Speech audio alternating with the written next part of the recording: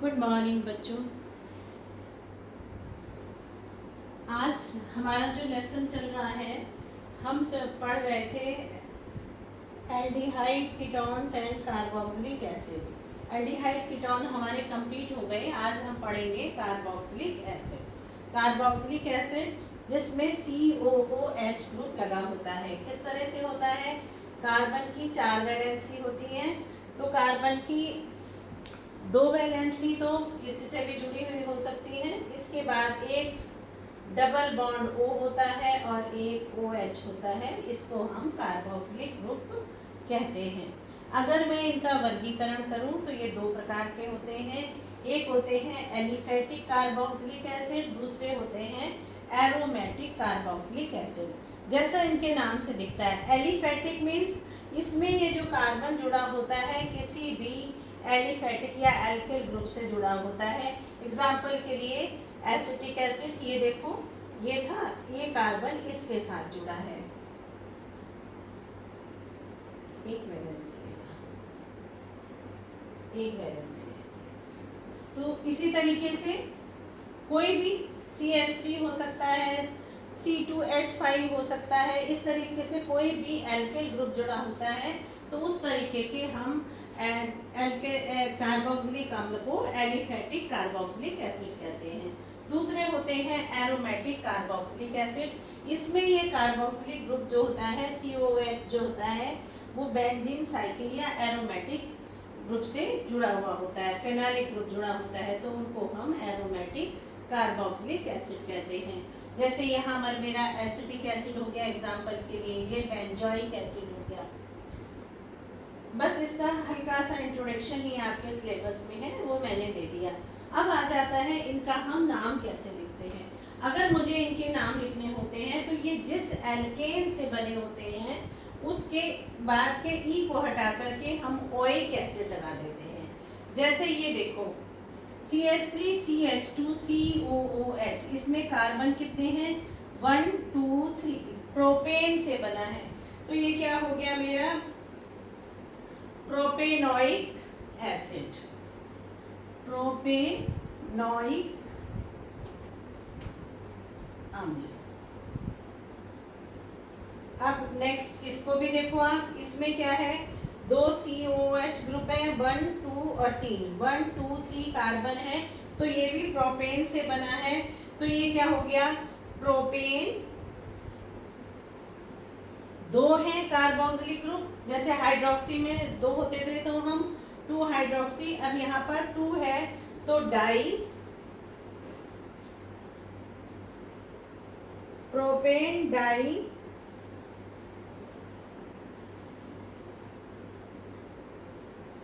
Oic अम्ल। Propane क्योंकि ये 3 कार्बन है, डाई 2 COH ग्रुप है, ओइक अम्ल। इसी तरीके से अब मैं नीचे वाले में मैंने एक कंपाउंड का नाम लिखा है, इसमें मैं ये COH को छोड़ देती हूँ, यहाँ से नंबर डालती हूँ 1 2 3, तो क्या आ जाएगा?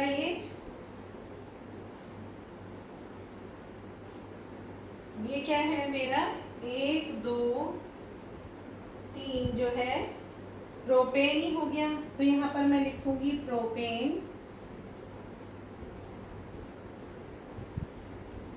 1 पर भी एक COH ग्रुप है, 2 पर भी है और 3 पर भी है, 3 ट्राई ओइक अम्ल या कार्बोक्सिलिक अम्ल।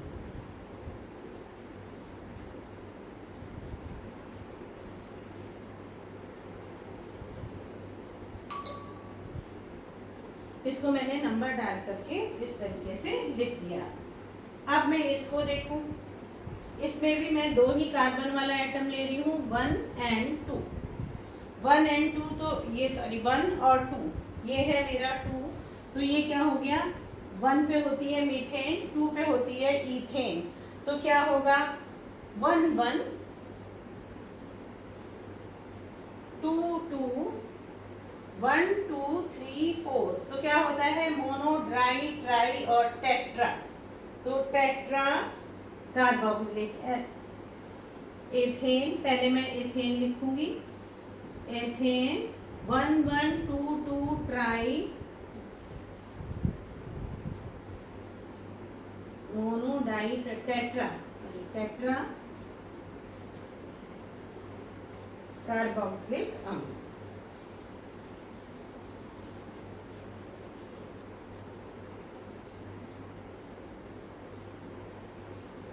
यानी कि हम इसमें कार्बन पर नंबर डाल देते हैं, और अगर नंबर नहीं डालते तो हम इन कार्बन को भी गिनते हैं, लेकिन जहाँ डाई ट्राई आ जाते हैं तो हमारे लिए नंबर डालना जरूरी हो जाता है। तो हमने इन ग्रुप को छोड़ करके बाकी कार्बन में नंबर डाले।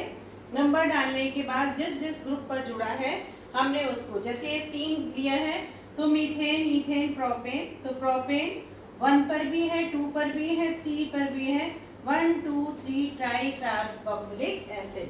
ऐसे यहाँ मैंने 1 2 से क्या होती है ईथेन, तो पहले ईथेन लिख दिया, 1 पर 2 है तो 1 1, 2 पर 2 है तो 4 हो गए, तो टेट्रा कार्बोक्सिलिक एसिड। अब इसी तरीके से अगर मेरा एरोमेटिक है तो जहाँ से कार्बोक्सिलिक ग्रुप होता है वो नंबर 1 हो गया, ये नंबर 2 हो गया, तो ये क्या हो गया 2 हाइड्रोक्सी बेंजोइक एसिड। 2 पर हाइड्रोक्सी है, 2 हाइड्रोक्सी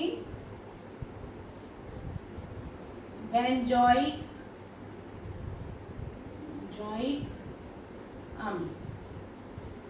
बच्चों ये मैं पहले भी पढ़ा चुकी हूँ, इसको क्या हम कहते हैं सैलिसिलिक एसिड, इसको हम सैलिसिलिक एसिड भी कहते हैं। तो हमारा बस यही था मेन, आपने नाम लिखना सब 11th में सीखा है, इस लेसन में थोड़ा थोड़ा इसका इंट्रोडक्शन है वो मैंने दे दिया।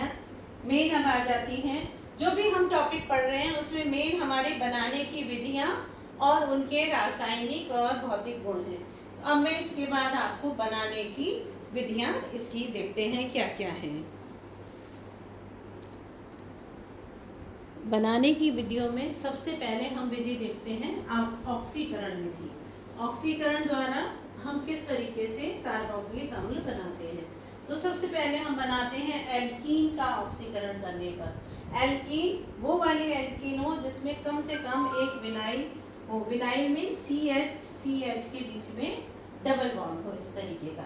इसका जब हम किसी भी ऑक्सीकारक अम्लीय KMnO4 ले लें, डाइक्रोमेट ले लें, क्रोमेट ले लें, उससे जब हम इसका ऑक्सीकरण करते हैं तो ये डबल बॉन्ड टूट जाता है, एक अम्ल इधर बन जाता है, एक अम्ल इधर बन जाता है। ये देखो RCOOH यहाँ तक हो गया, RCOOH उधर हो गया। अगर ये R दोनों सेम हैं तो सेम ही एसिड के 2 मॉलिक्यूल बनेंगे, और अलग अलग हैं तो दोनों के अलग अलग बनेंगे।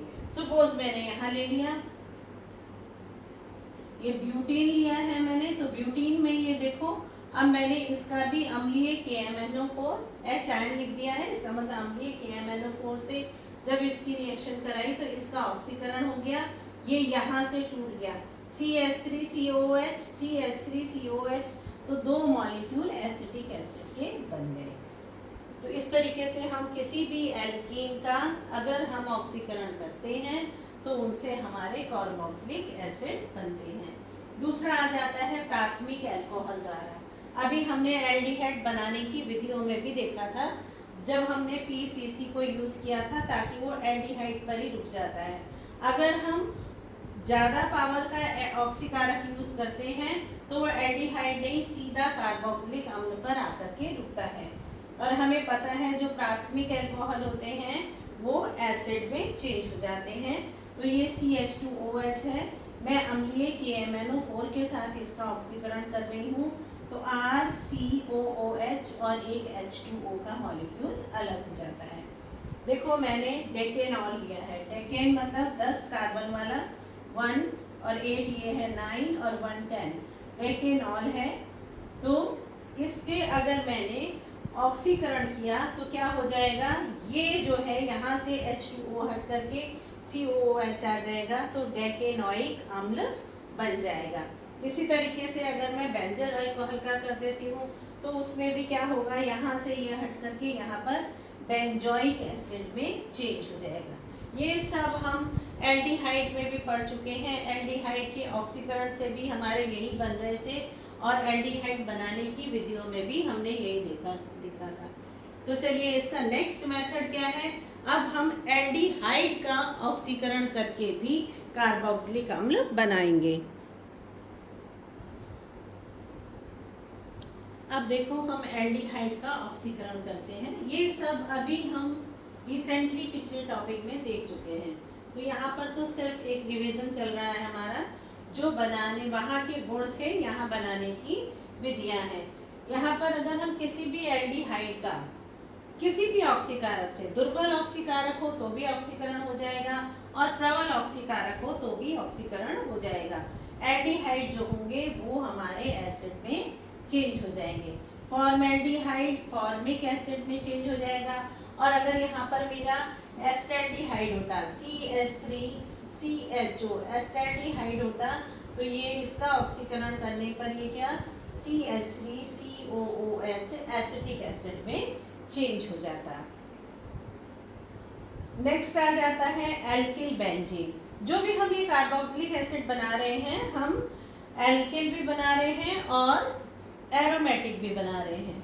तो इसमें हमारा क्या है, अगर मैं टॉलिन ले लूँ, ठीक है, कोई भी मैं एल्किल बेंजीन, बेंजीन के साथ कोई भी एल्किल ग्रुप जुड़ा हो उसको अगर मैं ले लेती हूँ तो उसका भी अगर मैं अम्लीय या क्षारीय KMnO4 के साथ या डाइक्रोमेट के साथ या मैं पोटेशियम डाइक्रोमेट के साथ अगर ऑक्सीकरण करती हूँ तो ये भी बेंजोइक एसिड में चेंज हो जाता है।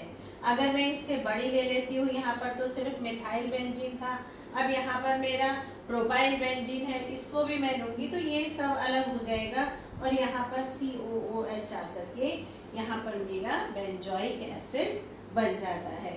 इसके बाद हम साइनाइड और एमाइड के द्वारा भी उनके भी करेंगे रिएक्शन तो भी हमारे कार्बोक्सिलिक एसिड बनते हैं।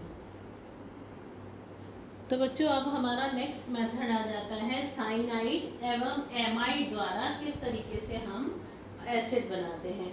साइनाइड हमें पता ही है, CN ग्रुप जुड़ा होता है, कार्बन और नाइट्रोजन के बीच में ट्रिपल बॉन्ड होता है। अगर हम साइनाइड या एमाइड का तनु या क्षार अम्ल द्वारा, तनु अम्ल हो क्षार हो, उसके द्वारा अगर हम उसका जल अपघटन करा देते हैं तो उससे हमारे एसिड बनते हैं। देखो किस तरह से बनता है। ये साइनाइड है तो H2O, तो पहले हमारा O इधर जुड़ जाता है और H2 इधर जुड़ जाता है। O 2 वैलेंसी ले लेता है तो नाइट्रोजन की 2 वैलेंसी जो हटी वो हाइड्रोजन के साथ हो गया, ठीक है। तो यानी कि पहले स्टेप में ये हमारे एमाइड बनते हैं।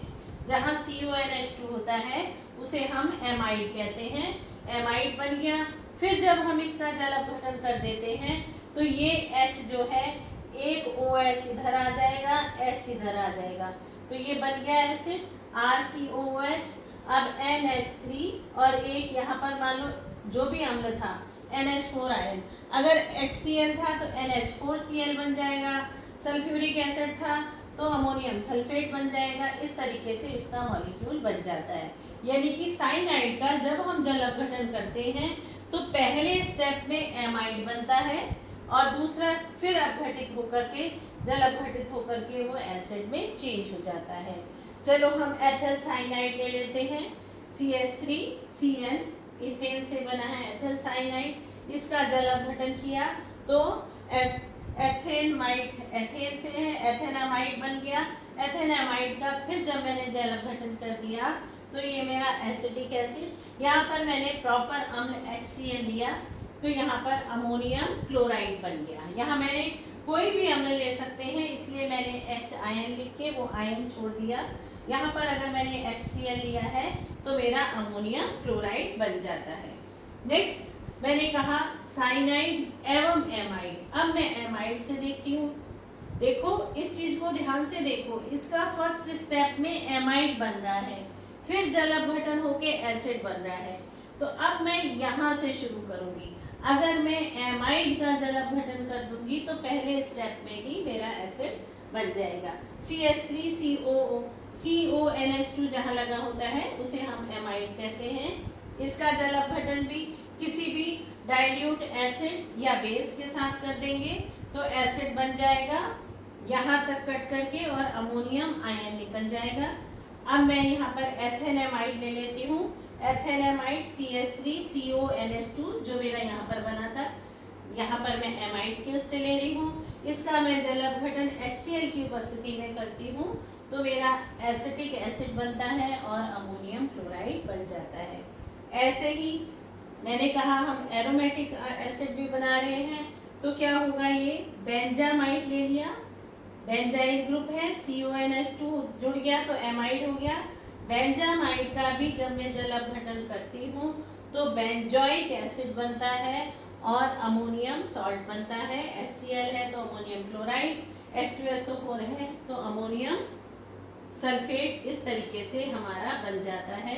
तो बच्चों अभी बनाने की विधियां और भी हैं, वो मैं आपको कल बताऊंगी। आज आप इतनी विधियां अच्छे से समझ लें। और इसमें कोई भी नया मेथड नहीं था, कुछ नया नहीं था। पहले मैंने जितने भी आपको ऑक्सीकरण बताया, एल्कीन का, एल्डिहाइड का, ये सब हम पहले इसी लेसन में कई बार कर चुके हैं। अब साइनाइड और एमाइड से भी आपको बता दिया है। तो ये सब मेथड आप इसको अच्छे से समझ के इसके नोट्स बना लीजिए। कल मैं इसकी आगे की विधि आपको बताऊंगी। Thank you.